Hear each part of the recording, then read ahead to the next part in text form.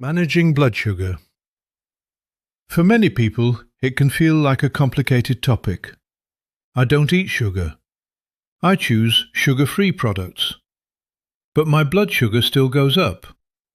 So, why? There are certain foods and drinks that may look harmless when you check the label, but can affect your blood sugar in unexpected ways. Today, let's look at the science behind this. Most people assume if a product says sugar-free or no added sugar, it won't affect blood sugar. But that's not always true, because even if a product doesn't contain direct sugar, it may still include other components that can impact blood sugar levels. So the label sugar-free doesn't automatically mean safe. It's better to see it as something that requires closer attention. For example, there are sweeteners that end with itol. These types of sweeteners may affect blood sugar less than regular sugar, but they are not completely neutral. So even when consuming sugar-free products, blood sugar can still rise.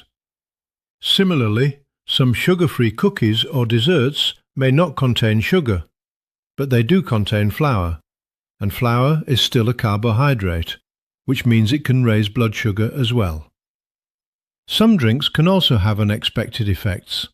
For example, plant-based milks. Almond, oat, or soy milk can contain added carbohydrates if they are sweetened, so choosing unsweetened versions is usually a more balanced option. Coffee is another interesting example.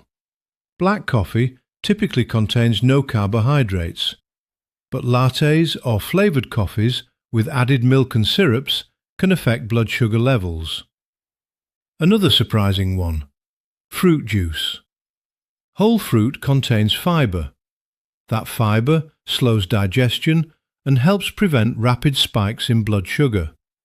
But when fruit is juiced or heavily processed, most of that fibre is lost. So fruit juice can raise blood sugar much faster than whole fruit. And it's not just what we eat that affects blood sugar. Sometimes what we don't eat can also play a role. For example, skipping breakfast may increase blood sugar spikes later in the day. Not drinking enough water can have a similar effect, because when the body is dehydrated, sugar in the blood becomes more concentrated. On the other hand, some foods can help stabilize blood sugar more than we expect. For example, whole grains. Choosing whole grain options instead of white rice or refined pasta provides more fibre, and that fibre helps blood sugar rise more slowly. There's a similar pattern with dairy products. Milk and yogurt contain carbohydrates, so they can affect blood sugar. But cheese is typically lower in carbohydrates and higher in protein, so its impact on blood sugar is usually more limited. Another important strategy is balancing your meals. When you eat carbohydrates, combining them with protein and healthy fats can help slow down blood sugar spikes, because these nutrients are digested more slowly. In the end, managing blood sugar is not just about avoiding sugar.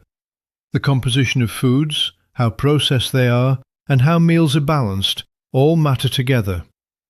Most of the time, the best approach is simple: balance, variety, and portion awareness. This is Aging Made Simple. In a world where misinformation spreads quickly, we focus on clear, reliable, science-based health insights.